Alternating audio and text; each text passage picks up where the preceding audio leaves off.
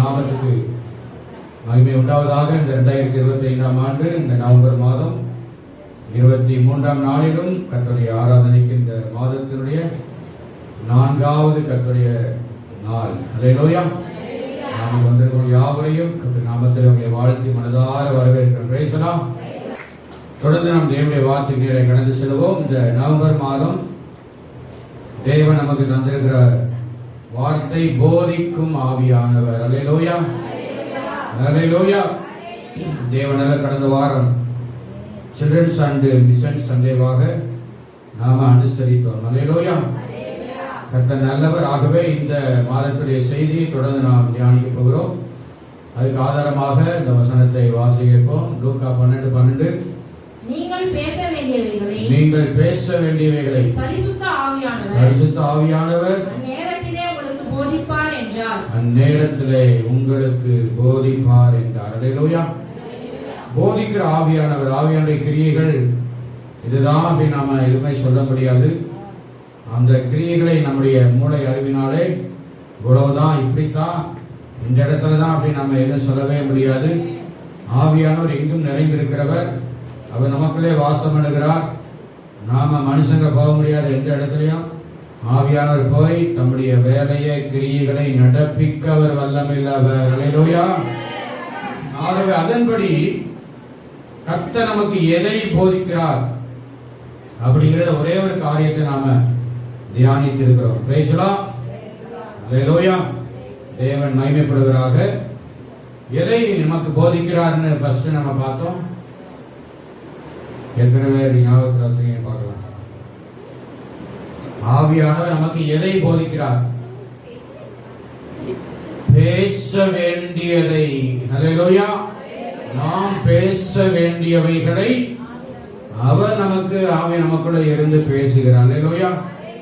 எந்தெந்த சூழ்நிலையை நமக்கு பேச உதவி செய்கிறார் அப்படிங்கிறத நாம கடந்த 2வது வாரத்தில் நாம் அதை தியானித்தோம். அல்லேலூயா. கர்த்தர் நல்லவர். அதனால எனக்கு எல்லாமே தெரியும், நாம எல்லாத்தையுமே பேசுவேன், எப்படியும் பேசுவேன் அப்படின்னு நாம போயிடக்கூடாது. சில நேரங்களில் ஆவியானுடைய துணையோடு நாம பேசினாதான் அந்த இடத்துல சமாதானம் இருக்கும், நிம்மதி இருக்கும், சந்தோஷம் இருக்கும், அன்பு ஆசீர்வாதம் தங்கி இருக்கும். கைவி தலையில் சொல்லுவோம். அல்லேலூயா, அல்லேலூயா.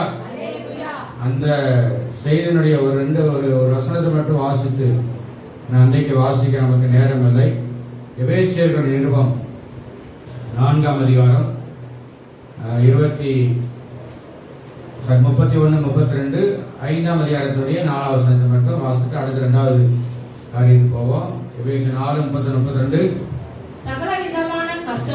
சகலவிதமான கசப்பும் கோபமும் மூர்க்கமும் கூக்குரலும் தூஷணமும் மற்ற எந்த துர்க்குணமும் உங்களை விட்டு நீங்க கடவுது. ஒருவருக்கொருவர் தயவாயும் மன உருக்கமாயும் இருந்து கிறிஸ்துவுக்குள் தேவன் உங்களுக்கு மன்னித்தது போல நீங்களும் ஒருவருக்கொருவர் மன்னியுங்கள். அடுத்து 5:4. அப்படியே வம்பும் புத்தியீனமான பேச்சும் பரியாசமும் தகாதவைகள் ஸ்தோத்திரம் செய்தலே தகும். அல்லேலூயா. Praise the Lord. ஆவியானவர் நமக்குள்ளே இருந்து சில 3 நிலைகளிலே பேசுகிறார் என்பதை குறித்து நாம தியானித்தோம். ஆனால் பொதுவாக நாம பேசுகிற காரியங்கள் ஏன் 4ஆம் வசனத்துடைய 31-32 இதை கனெக்ட் பண்ண அப்படின்னு சொன்னா, வம்பும் புத்தியீனமான பேச்சு பரியாசங்கள் எல்லாம் எதனால வருதுன்னா, 31ஆம் வசனத்துல கசப்பு, கோபம், மூர்க்கம், கூக்குரல், தூஷணம், துர்க்குணங்கள் இருந்தாதான் வம்பும் புத்தியீனமான பேச்சும் நமக்குள்ள இருந்து வெளிப்படும். இதை ஏற்றுக்கொள்றவங்க ஆமென் சொல்லுங்க. Price the Lord. ஒருத்தன் துர்க்குணம் உள்ள இருந்தா தான், கசப்பு இருந்தா தான், ஒருத்தன் எரிச்சல் இருந்தா தான், கோபம் இருந்தா தான் பேசுறது என்ன பேசுறது தெரியாமலே என்ன செய்வாங்க, பேசிட்டுவாங்க. அப்போ நமக்குள்ளே வேண்டாத காரியங்கள், சுபாவங்கள், வேண்டாத குணங்கள் உள்ள இருந்தால் அது வாயிலே வம்பாக, புத்தியினமாக, பரியாசம் உள்ளவிலாக வெளிப்படும். அதை நாம ஒரு நாள் நம்ம வாழ்க்கையில் அனுமதிக்க கூடாது. ஒரு ஆமென் சொல்லலாமே. அல்லேலூயா. தகாதவைகள் ஸ்தோத்திரம் செய்தலே தகும். நல்ல கையில தட்டி ஆண்டவரை ஸ்தோத்திரம் பண்ணுவாங்க. அல்லேலூயா. அதனால எந்த சூழ்நிலையும் நிறைய பேர் நான் புத்தியீனமா பேசிட்டேன், அறிவில்லாம பேசிட்டேன், ஆத்திரத்துல பேசிட்டேன், கோபத்துல பேசிட்டேன், அப்புறம் அந்த நேரத்தில் என் கண்ணெல்லாம் அப்படியே மறைச்சிருச்சு. அதனால என்ன பேசணும்னு தெரியாமலே யாரு முன்னால நிக்கிறாங்கன்னு தெரியாம என் புருஷன் தான் நிக்கிறானா அல்லது வேற யாராவது நிக்கிறாங்கன்னு தெரியாமலே நான் பேசிட்டேன். பேசுறதுக்கு முன்னாடி பேசுறதுக்கு பின்னாடி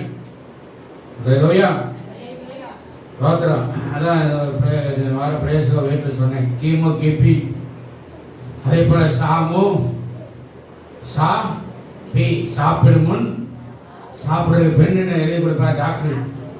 கிறிஸ்துவுக்கு முன்னாடி கிறிஸ்துவுக்கு பின்னாடி. அல்லேலூயா. சரித்திரம் இயேசுவை வைத்து இரண்டாய் பிரிக்கப்பட்டது. அதே போல பேமு பி பேசுவதற்கு முன்னால பேசுவதற்கு முன்னால். நிறைய பேர் பேசுறதுக்கு முன்னாடி யோசிக்க மாட்டாங்க, பேசுற பிறகும் எதுவும் என்ன செய்ய மாட்டாங்க. அவங்களாம் புத்தியீனமான ஆளு.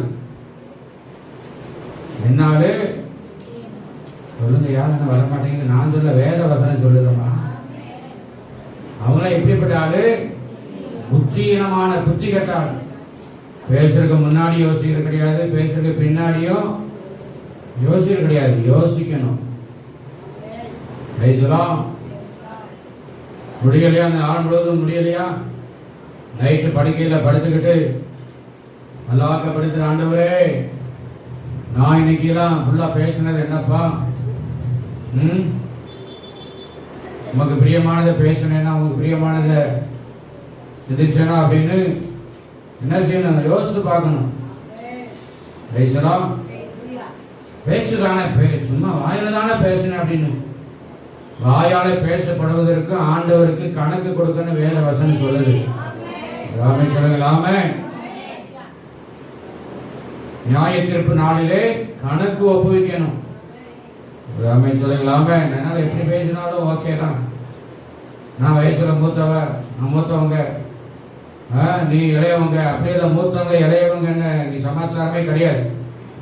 வன்பும் புத்தீனமான பேச்சுக்கள், பரியாசங்கள் எதுவுமே தேவனுக்கு விரோதமான காரியம் என்பதை நாம மறந்துடக்கூடாது. ஆமென். அல்லேலூயா. ஒருவேளை அப்படி ஆண்டவருக்கு பிரியமில்லாத தேவையில்லாத காரியங்கள் பேசின, ஆண்டவரே நான் பேசினது தவறுதான், ஆண்டவரே என்னை மன்னிச்சிருங்கப்பா அப்படின்னு ஆண்டவர்கிட்ட மன்னிப்பு கேட்கணும். ஆண்டவர்கிட்ட மட்டும் மன்னிப்பு கேட்கல, யாரை பேசுனீங்களோ அவங்களையும் போய் மன்னிப்பு கேட்கணும். ஏசுநாட்டு மட்டும் மன்னிப்பு கேட்டேன் அப்படி கிடையாது. மனுஷங்கள்ட்ட என்ன செய்யணும்? நான் உன்னை இப்படி பேசிட்டேன். பிள்ளைகள்கிட்ட பேசினாலும் மன்னிப்பு கேட்கணும், புருஷன்கிட்ட பேசினாலும் மன்னிப்பு. அதனால முதலாவது பரிசுத்த ஆவியானவர் நாம் பேச வேண்டியவைகளை நமக்குள்ள இருந்து பேசுறாங்க. நமக்குள்ள ஆவியானவர் இருந்தா தான் நமக்கு உதவி செய்வாரு பேசுவதற்கு கூட. அல்லேலூயா. எந்தெந்த நேரத்தில் யாருகிட்ட எப்படி, என்ன அளவுக்கு, என்ன தேவைய, என்ன காரியத்தை சரியாக பேச வேண்டும் என்பதை உணர்த்தி நடத்துகிற தேவன் ஆவியானவர். கைகளை தட்டி கட்டி சொல்லுங்க. ஆமென். தேவன் நல்லவர். அல்லேலூயா. இரண்டாவது பரிசுத்த ஆவியானவர் நமக்கு எதை போதிக்கிறார்? வாசிப்போம். ஏசாயா 2ஆம் அதிகாரம் 1 முதல் 3 வசனங்கள். ஏசாயா 2 1 முதல் 3. ஆமோத்சின் குமாரனாகிய ஏசாயா யூதாவையும் எருசலேமையும் குறித்து கண்ட தரிசனம் கடைசி நாட்களில் கர்த்தருடைய ஆலயமாகிய பர்வதம் பர்வதங்களின் கொடுமுடியிலே ஸ்தாபிக்கப்பட்டு மலைகளுக்கு மேலாக உயர்த்தப்படும். எல்லா ஜாதிகளும் ஓடி வருவார்கள். திரளான ஜனங்கள் புறப்பட்டு வந்து புறப்பட்டு வந்து நாம் கர்த்தரின் பர்வதத்துக்கும் யாக்கோபின் தேவனுடைய ஆலயத்துக்கும் போவோம் வாருங்கள். அவர் தமது வழிகளை நமக்கு போதிப்பார். நாம் அவர் பாதைகளில் நடப்போம் என்பார்கள். ஏனெனில் சீயோனிலிருந்து வேதமும் எருசலேமிலிருந்து கர்த்தரின் வசனமும் வெளிப்படும். அல்லேலூயா. இன்னைக்கு காலையில தான் இந்த வார்த்தை இரண்டாவது பாயிண்ட் கர்த்தர் தந்தார். கர்த்தரை ஸ்தோத்திரம் பண்ணலாம். அல்லேலூயா. அப்படியானால் நாம் நடக்க வேண்டிய வழிகளை போதிப்பார். அல்லேலூயா. அதுதான் இங்க கர்த்தர் சொல்லுகிறார். இந்த வசனத்தை எத்தனை முறை வாசித்திருக்கிறோம், எல்லாமே தெரியும். ஆனால் இந்த வேத சத்தியத்துக்கு ஏற்றபடி கர்த்தர் நமக்கு இன்னைக்கு தந்திருக்கிற அவர் தமது வழிகளை நமக்கு போதிப்பார். அல்லேலூயா. அப்படின்னா என்ன அர்த்தம்? அவர் விரும்புகிறபடி நாம நடக்க வேண்டிய வழிகளை அவர் போதிக்கிறவர். ஆமென் சொல்லுங்களாமே. உலகத்திலே மனுஷனுடைய வழி என்று ஒன்று இருக்கிறது, அடுத்து தேவனுடைய வழி. ஆமென் சொல்லுங்களாமே. மனுஷனுடைய வழி என்பது அது எப்படிப்பட்டது நம்ம எல்லாருக்குமே தெரியும். தேவனுடைய வழி என்பது அது வித்தியாசமானது. ஆமென் சொல்லுங்களாமே.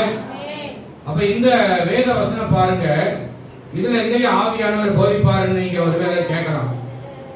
ஏசாயா தான் அதை சொல்றாரு. பேசலா இங்க எங்க ஆவியானவர் உள்ள இங்க இருக்கிறாரா அப்படின்னு அதான் சொல்றேன். இந்த வார்த்தைகளை கர்த்தர் அல்லேலூயா இந்த ஊழியக்காரனாகிய ஏசாயா தீர்க்கதரிசிகளை கொடுத்து ஒரு தரிசனத்திலே வெளிப்படுத்தி அல்லேலூயா ஆலயத்திலிருந்து ஆலயத்தை மையமாய் வைத்து சொல்லுவோம். அல்லேலூயா. அதுக்கப்புறம் தான் அந்த வார்த்தைகளை வெளிப்படுத்துகிறார். அல்லேலூயா. கர்த்தருடைய ஆவியானவர் பழைய ஏற்பாட்டு காலத்திலேயும் இருந்தார். தேவ ஆவியானவர் ஜலத்தின் மேலே அவர் அசைவாடி கொண்டிருந்தார். அல்லேலூயா. சந்தோஷமாக. அல்லேலூயா.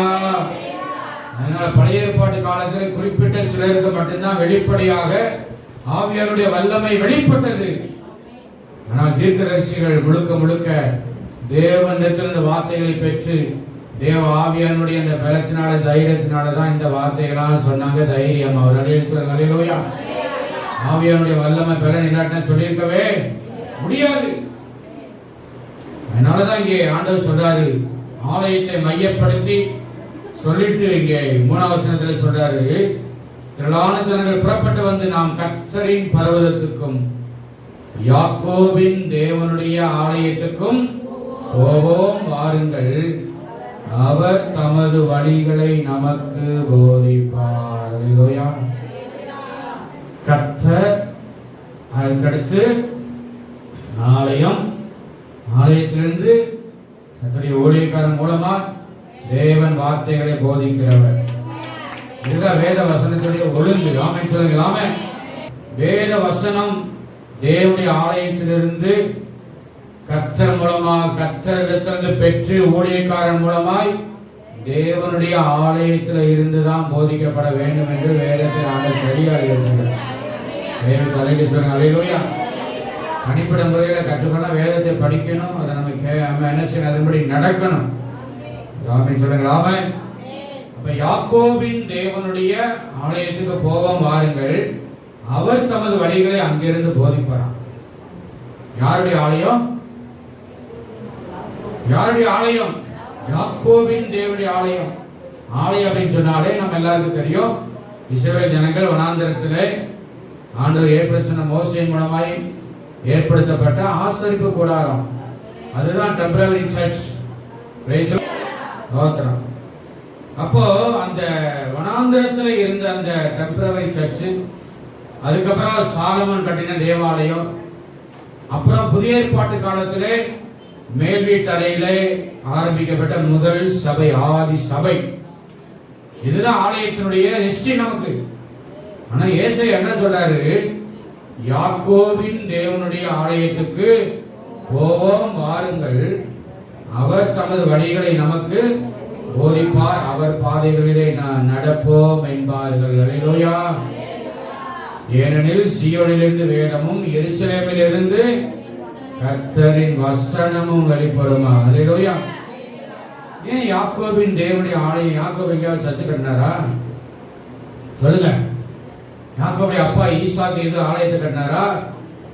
ஈசாவுடைய அப்பா ஆபிரகாம் எங்கேயாவது ஆலயத்தை கட்டினாரா? இல்லை. பலிபீடத்தை கட்டி கர்த்தரை தொழுது கொண்டார்கள் 3 பேருமே. ஆமென் சொல்லுங்களாமே.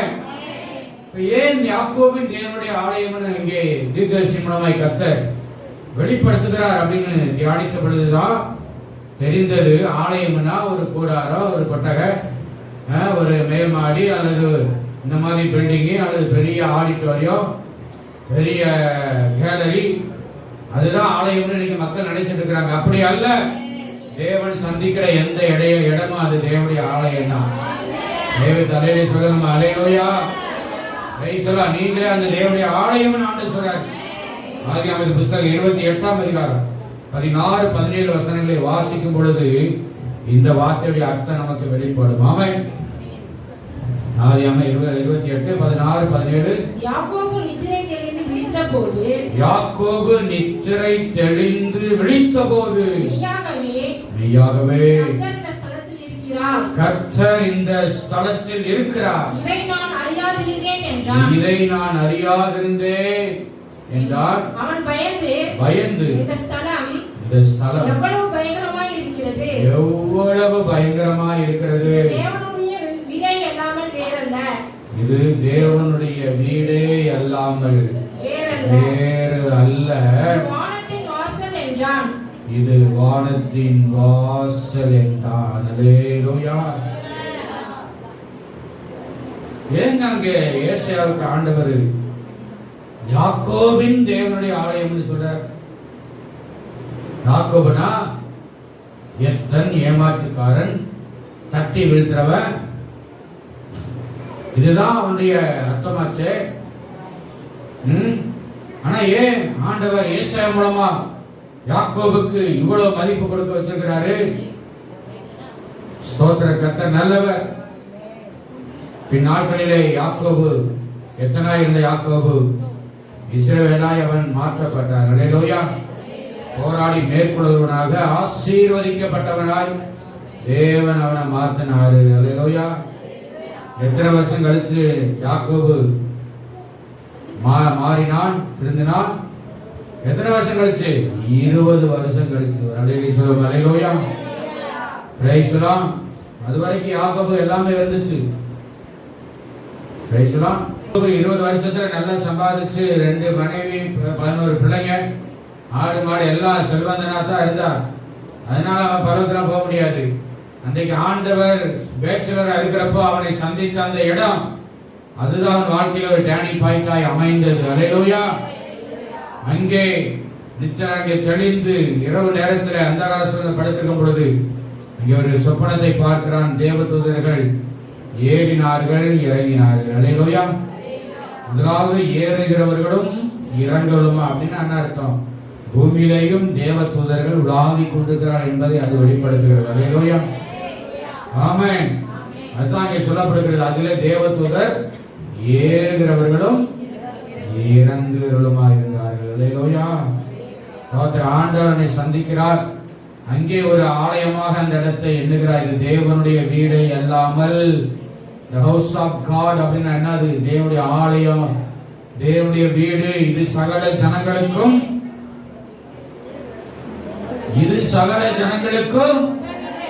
ஜெப வீடு எண்ணப்படும். கைகள் தட்டுவோம். அல்லேலூயா. இதனாலதான் கர்த்தர் ஏசாயாவுக்கு சொல்றாரு, ஏசாயாவே, அன்றைக்கு அந்த யாக்கோபு வனாந்தரத்துல அந்தகார சூழ்ந்த இடத்துல படுத்து கிடந்தானே, அங்கே நான் அவனை சந்தித்தேன். அல்லேலூயா. பெற்றோர்களுடைய எல்லாம் வீட்டை விட்டு சகோதரனாலே பகைக்கப்பட்டு துரத்தப்பட்ட நிலைமையிலே ஒண்டிக்கட்டையாக இருந்தாலும் நான் அந்த இடத்துல அவனை நான் சந்தித்தேன். அல்லேலூயா. அதான் அங்கே சொல்றாரு, யாக்கோபின் தேவனுடைய ஆலயத்துக்கும் அப்படின்னு. ஆலயம் என்றால் என்ன? கர்த்தர் நம்மை சந்திக்கிற இடம், அதுதான் ஆலயம். தேவ தலையிலே சொல்லுங்க. அல்லேலூயா. எப்பயா ஆண்டவர் நம்மளை சந்திப்பாரு? எப்பமா சந்திப்பாரு? 10 மணி ஆராதனைக்கு 10:45 11 மணிக்கு வந்து அவங்களை சந்திப்பாரா? நான் உன்னை அறியே, அக்கிரமக்காரரே என்னை விட்டு அகன்று பாரு. இப்போ இல்லை, அப்போ சொல்லுவாரு, அப்போ தெரியும். அல்லேலூயா, அல்லேலூயா. அப்படியாவது டைமிங் அப்படியே டச் பண்ணாம போகவே மாட்டாரு இந்த ஐயா. அல்லேலூயா. ஆசைதான் எங்களுக்கு சொல்ல சொல்லி இருக்கிறவங்க. ஆலயம் என்னங்க? கர்த்தரை சந்திக்கிற இடம் தான், அதுதான் ஆலயம். அது கட்டடமா இருக்கட்டும், கோரியா இருக்கட்டும், அது தெரு ஓரமா இருக்கட்டும், அது சாக்கடை ஓரமா கூட இருக்கட்டும், அந்த இடத்துல ஆண்டவர் சந்திப்பா. அதுதான் யாக்கோபு தேவனுடைய ஆலயம். விசுவாசத்தை கைவிட்டு அலையிலே சொல்லுங்க, சொல்லுங்க அல்லேலூயா, ஆமென். அதனாலதான் அங்கே ஆண்டவர் சொல்றாரு, அந்த யாக்கோபின் ஆலயத்துக்கு போக அவர் அங்கே நமக்கு போதிப்பார், நடக்க வேண்டிய வழியை நமக்கு போதிப்பாரு. அல்லேலூயா. என்ன வழியை காட்டுவாரு? நடக்க வேண்டிய வழி. ஏசாயா 58 அதிகாரம் 11 முதல் 14 முடிய வாசிப்போம். ஏசாயா 58 11 முதல். கர்த்தர் நித்தமும் உன்னை நடத்தி, கர்த்தர் நித்தமும் உன்னை நடத்தி, மகா வறட்சியான காலங்களில், மகா வறட்சியான காலங்களில் உன் ஆத்துமாவை திருப்தியாக்கி, உன் எலும்புகளை நிலமுள்ளதாக்குவார். நீ நீர்ப்பாய்ச்சலான தோட்டத்தை போலவும் வற்றாத நீரூற்றை போலவும் இருப்பாய். உன்னிடத்திலிருந்து தோன்றினவர்கள் பூர்வம் முதல் கட்டுவார்கள். தலைமுறை தலைமுறையாக இருக்கும். நீ கட்டுவாய். திறப்பானவைகளை அடைக்கிறவன் என்றும் குடியிருக்கும்படி பாதைகளை திருத்துகிறவன் என்றும் நீ பெயர் பெறுவாய். என் பரிசுத்த நாளாகிய ஓய்வு நாளிலே உனக்கு இஷ்டமானதை செய்யாதபடி உன் காலை விலக்கி உன் வழிகளின்படி நடவாமலும் உனக்கு இஷ்டமானதை செய்யாமலும் உன் சொந்த பேச்சை பேசாமலும் இருந்து ஓய்வு நாளை மனமகிழ்ச்சியின் நாள் என்றும் கர்த்தருடைய பரிசுத்த நாளை மகிமையுள்ள நாள் என்றும் சொல்லி அதை மகிமையாக எண்ணுவாயானால். அல்லேலூயா. சொல்லுங்க. இரண்டாவது எதை நமக்கு போதிப்பாரு?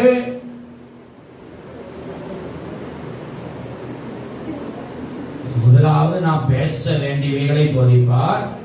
இரண்டாவது நாம் நடக்க வேண்டிய வழிகளை போதிப்பார். என்ன சொல்லுங்க? பக்கத்துல கையப்படி சொல்லுங்க. நீ நடக்க வேண்டிய வழியை போதிப்பாரு. நீங்க நடக்க வேண்டிய வழியை காட்டுவாரு. கையத்தை சொல்லுங்கம்மா. ஐயா சொல்லுங்க. நாம் நடக்க வேண்டிய வழியை அவர் நமக்கு போதிப்பார். அல்லேலூயா.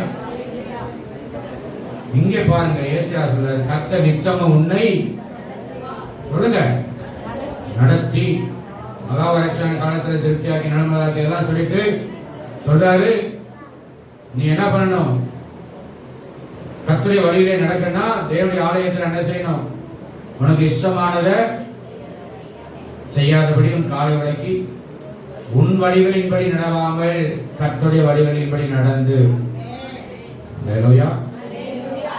உனக்கு இஷ்டமானதை செய்யாமலும் உன் சொந்த பேச்ச சொந்த வேலைய இவர் யாரையா வந்து எனக்கு பாத்திரம் தேய்ச்சி கொடுக்கிறது, இவர் யாரையா வந்து எனக்கு துணி துவைச்சு கொடுக்கிறது, இன்னைக்கு தானே தண்ணி வருது, தண்ணி விட்டோம்னா அப்புறம் போயிடும், நாளைக்கு வந்து யாரு துவைச்சு கொடுக்கிறது?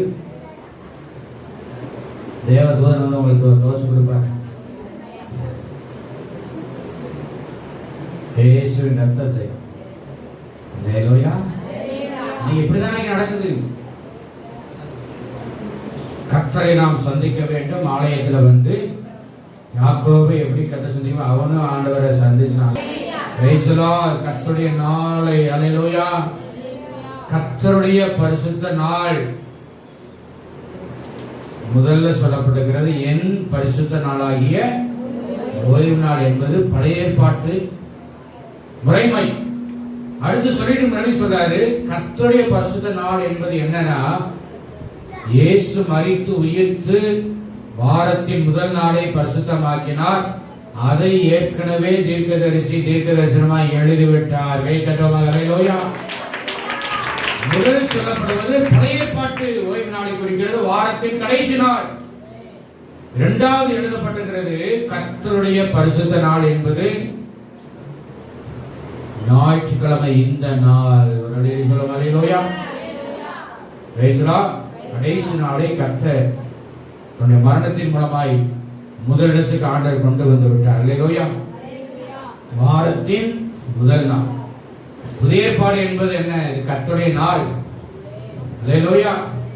அடுத்த வருஷமா இந்த நாளை மகிமையாக எண்ணுவாயானால் 14 வசனம், அப்பொழுது கர்த்தரில் மனமகிழ்ச்சியாய் இருப்பாய், பூமியின் உயர்ந்த இடங்களில் உன்னை ஏறி இருக்கும்படி பண்ணி உன் தகப்பனாகிய யாக்கோபுடைய சுதந்திரத்தால் உன்னை போஷிப்பேன். கர்த்தருடைய வாய் இதை சொல்லிற்று.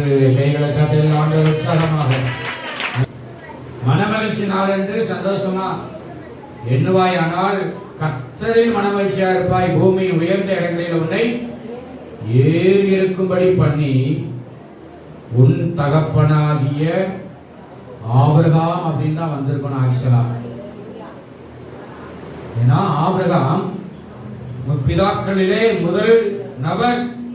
அவர் விசுவாசிகளின் தகப்பன் என்று அழைக்கப்படுகிறார். சொல்லலாமே.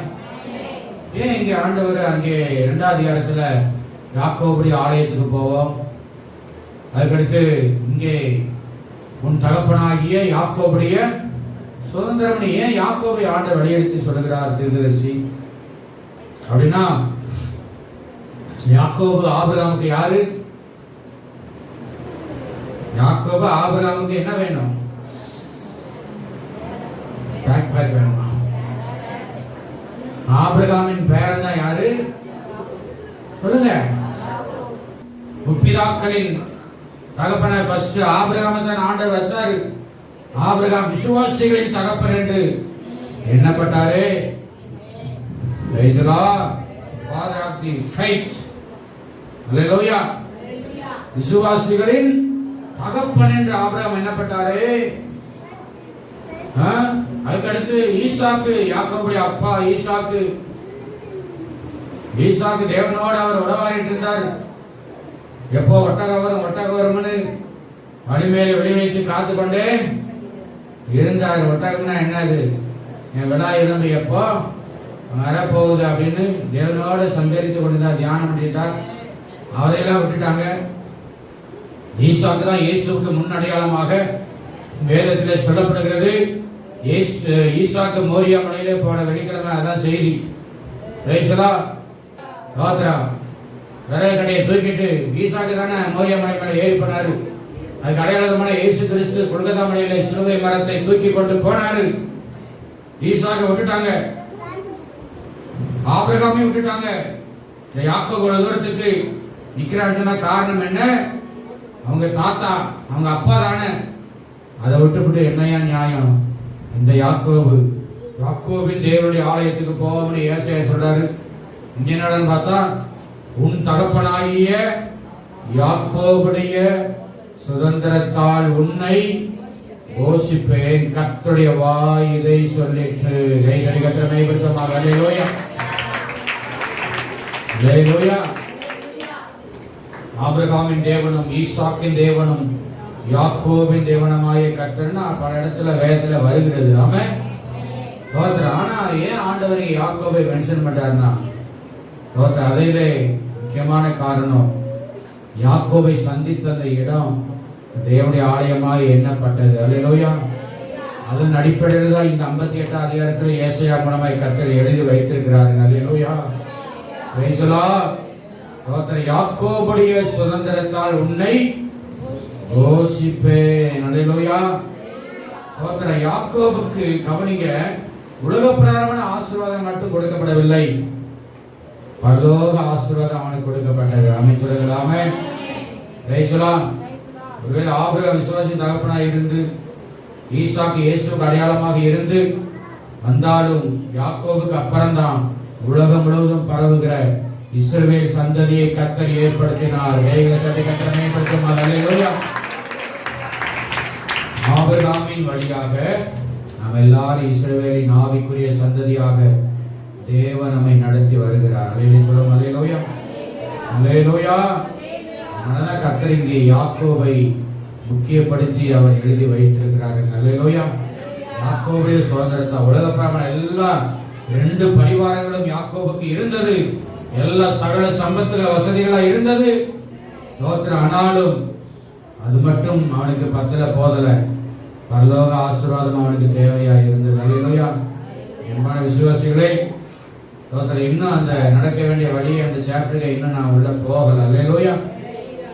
அல்லேலூயா. அல்லேலூயா.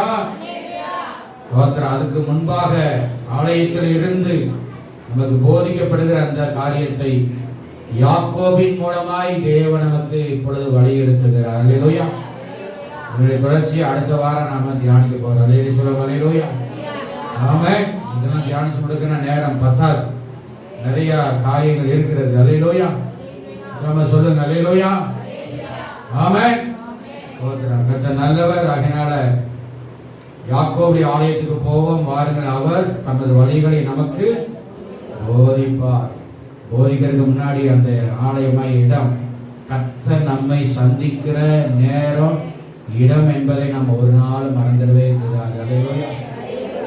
அதனால உங்களுக்கு எவ்வளவு வேலை இருந்தாலும், எவ்வளவு பிஸியா இருந்தாலும், எவ்வளவு சூழ்நிலை இருந்தாலும் ஆண்டவர் என்னை சந்திக்க வேண்டும். ஆமென். நான் அவரை சந்திக்கணும். அவர் என்னோட பேசணும். நான் அவரோட பேசணும். அல்லேலூயா. அந்த அர்ப்பணிப்புள்ளவர்களாய் நம்ம மாறணும். ஒவ்வொரு வாரமும் ஒரு 2 வாரமா நினைக்கிறேன், நாளை ஆராதனுடைய காரியங்களை குறித்து போடும் பொழுது அந்த பிராக்கெட்ல நல்ல போல்டா ஒரு வாக்கியம் எழுதப்பட்டிருக்கு. என்னது? நிறைய பேர் படிக்கிறது அதனால தெரியாது. அனைவருக்கு தச்சுப்போட தெரியாதா என்ன? அதுல என்னங்கிறத, தாமதமாய் வருவதும் ஒரு பாவமே. அதை நீங்க போட்டவனே அதை படிச்சு பார்க்கணும். அல்லேலூயா. ரைசுலா. தவறு, அது பாவம் என்று நம்ம உணர்ந்தால். ஏன்னா ஆலயத்திலிருந்து தான் கர்த்தர் நம்மை சந்திக்கிறாரு. ஆலயத்திலிருந்து தான் கர்த்தர் நமக்கு போதிக்கிறார். அல்லேலூயா. ஆலயத்திலிருந்து தேவன் நம்மை போஷிக்கிறார். யாக்கோபுடைய சுதந்திரத்தால் தேவன் நம்மளை போஷிக்கிறாரு, நம்மளை உருவைப்படுத்துகிறாரு, நம்மளை உருவாக்குகிறாரு, நம்ம எல்லா காரியத்திலையும் அவர் பண்படுத்துகிறார், பயன்படுத்துகிறார், ஆசீர்வதிக்கிறார். இந்த வேத சத்தியத்தை நம்ம உள்ளத்தில் ஆழமாய் பதித்துக் கொள்ள வேண்டும். அல்லேலூயா. அல்லேலூயா. அதனால நமக்கு நடக்க வேண்டிய வழிகளை தேவன் தம்முடைய ஆலயத்திலிருந்து நமக்கு போதிக்கிறவராக இருக்கிறார். அல்லேலூயா. ஆமென். இந்த வார்த்தையின்படி கர்த்தர் அவர்கள் தாமதித்த போது புத்தி இல்லாத கன்னிகைகள், ஆண்டவர் வரை தாமதித்த பொழுது புத்தி இல்லாத கன்னிகைகள் என்ன பண்ணாங்க அப்படின்னு நம்ம எல்லாருக்கும் தெரியும். கல்யாண வீட்டுக்குள்ள பிரவேசிக்க முடியாம போயிட்டாங்க. ஆமென். அன்பான தேவ பிள்ளைகளே, சத்தியத்தை கேட்டு நாம் நடக்கணும். ஆலயத்திலிருந்தா கர்த்தர் நம்மோட இடைபடுவாரு, பேசுவாரு, போதிப்பாரு. எல்லாத்திலையும் கர்த்தர் நம்மளை நடத்தவர் வல்லவர் என்பதை வேத சத்தியம் நமக்கு வழங்கப்படுகிறது. கர்த்தர் தாமே ஆசீர்வதிப்பாராக. Price the Lord.